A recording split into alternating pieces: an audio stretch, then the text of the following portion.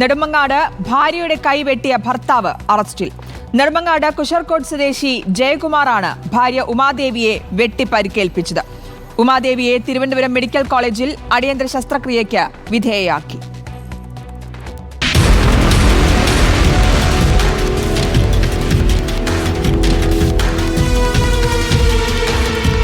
ഇന്നുച്ചയോടെയാണ് നെടുമങ്ങാട് കുശർകോട് ഉമാഭവനിൽ താമസക്കാരനായ ജയകുമാർ ഭാര്യ ഉമാദേവിയുടെ കൈയിൽ വെട്ടിപ്പരിക്കേൽപ്പിച്ചത്. കൈക്കുഴയിലാണ് വെട്ടേറ്റത്. വെട്ടേറ്റ ഉമാദേവിയെ തിരുവനന്തപുരം മെഡിക്കൽ കോളേജിൽ അടിയന്തര ശസ്ത്രക്രിയയ്ക്ക് വിധേയമാക്കി. കൈയുടെ ചലനശേഷി നഷ്ടമായേക്കുമെന്നാണ് ഡോക്ടർമാർ പറയുന്നത്. നിരന്തരം പ്രശ്നക്കാരനാണ് ലഹരിക്കടിമയായ ജയകുമാർ എന്ന് നാട്ടുകാർ പറയുന്നു.